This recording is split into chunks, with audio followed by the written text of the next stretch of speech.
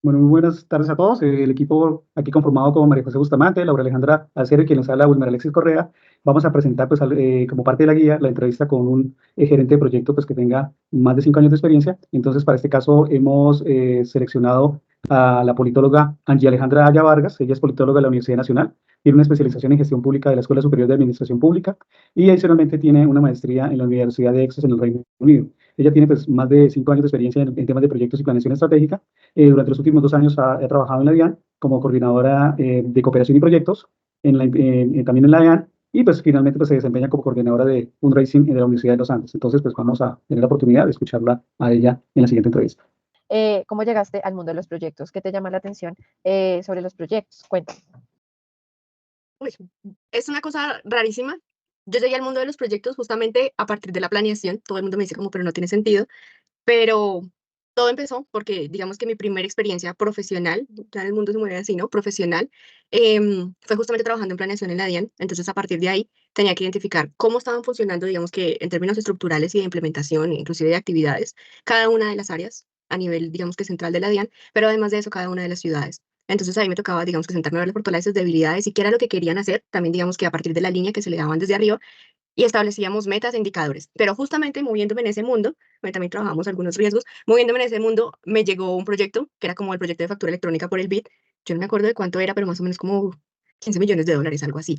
Entonces ahí nos tocaba coger y entregar absolutamente todo lo que corresponde al proyecto, insisto, como toda esta lógica, inclusive nos pedían muchísimas matrices, piden más matrices en este tipo de entidades.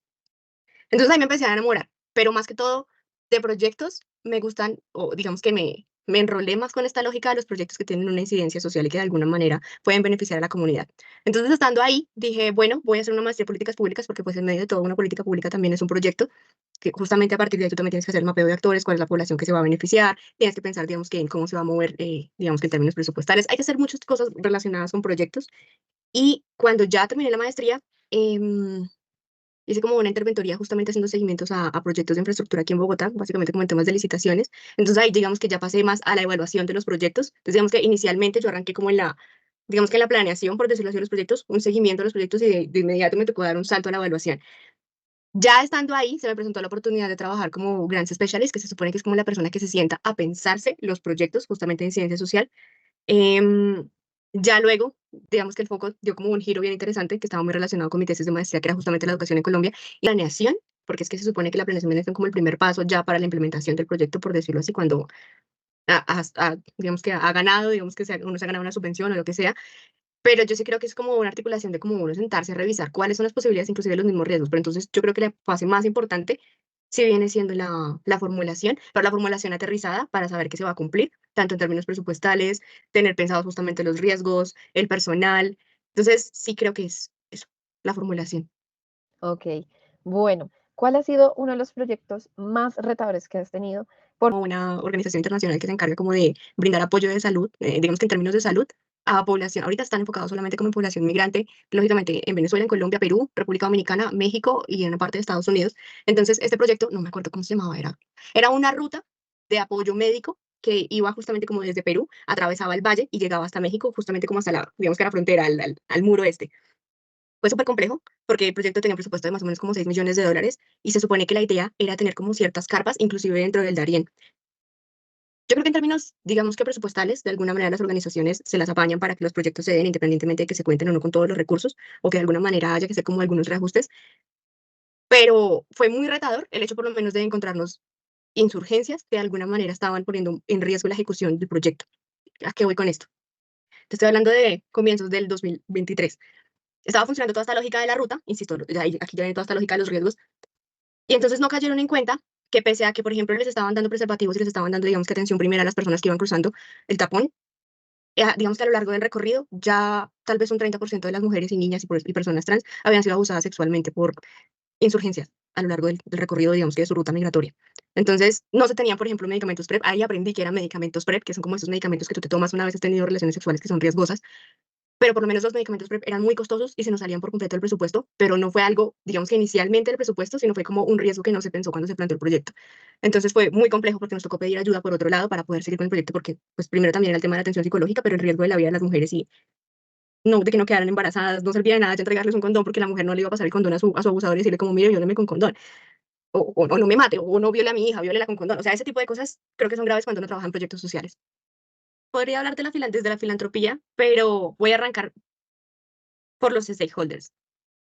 Yo honestamente cuando estaba en la DIAN no entendía la importancia de los stakeholders, pese a que yo misma me ponía a ponerle metas de participación ciudadana a cada una de las seccionales de la DIAN. Yo decía, como tienen que tener tantas actividades de participación ciudadana, que eso abarcaba un montón de cosas, o sea, porque cuando se piensa en participación ciudadana aquí estamos hablando, por ejemplo, de niños, mujeres, inclusive medios, pero aparte de todo, como que la participación tenga que tener una incidencia, pero yo creo que yo de verdad aprendí a pensarme los stakeholders en la especialización y fue un ejercicio súper curioso, yo no sé si tú lo has visto, que es como si fuese la gráfica de la cabeza de un ser humano y justamente con esa gráfica de la cabeza del ser humano es que uno hace el mapeo de actores.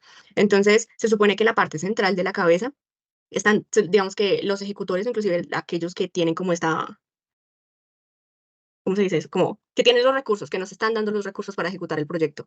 En los ojos está justamente, digamos que estamos justo al frente de los ojos del muñequito, es que me gustaría encontrar esa foto, la buscaré y te la pasaré.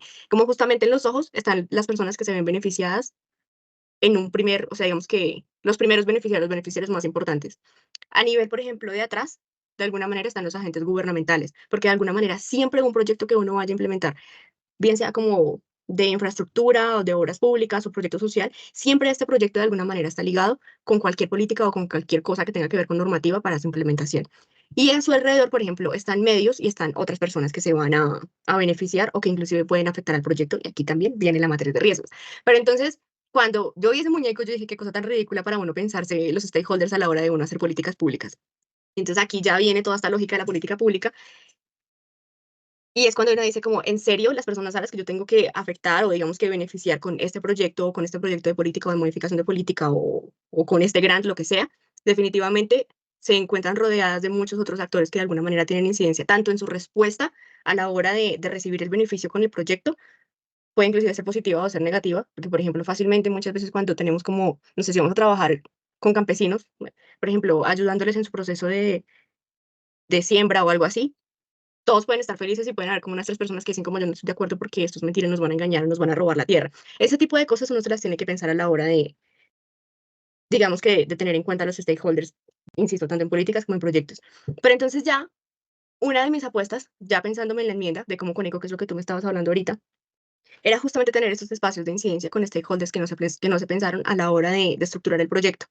Entonces, las personas beneficiarias primeramente de este proyecto de Como con Eco son estudiantes que hacen parte como de los cursos noveno, décimo y once, noveno muy suavecito porque pues igual el proyecto se implementa a lo largo de 3 años, entonces los que estaban en noveno hace 3 años, pues hoy fácilmente están en 11, pues también alcanzan a ser beneficiarios de esto, pero digamos que más allá de ellos no existen otras personas que sean beneficiarias del proyecto o bueno, digamos que los profesores del colegio a los que estos chicos estudian, porque pues de alguna manera tienen como que otro aprendizaje más, pero después de eso no hay nada más.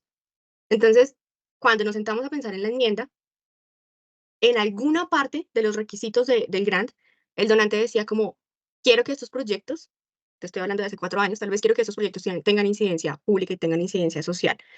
Entonces mi propuesta y mi apuesta, espero que realmente lo implementen, honestamente, era básicamente crear como unas mesas de trabajo. Este proyecto lo que se encarga es de generar como espacios para que los estudiantes tengan resiliencia y soberanía alimentaria. A partir, por ejemplo, como de unas siembras, tienen como un laboratorio móvil en donde pueden contar con todo para que ellos puedan sembrar.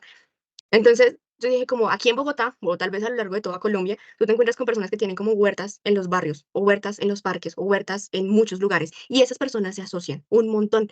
O sea, de alguna manera, lo que sea que estas personas hacen, curiosamente, sin recursos, tiene más incidencia política que lo que nosotros estábamos haciendo con este proyecto que tiene un montón de recursos. Entonces les dije, pues montemos mesas de trabajo justamente con las juntas de acciones comunal barriales en donde se encuentran estos colegios para tener una incidencia, no sé, pensarnos en un cabildo o pensarnos en algo para que realmente se vea el impacto de, digamos que del proyecto, más allá de solamente beneficiar a los estudiantes.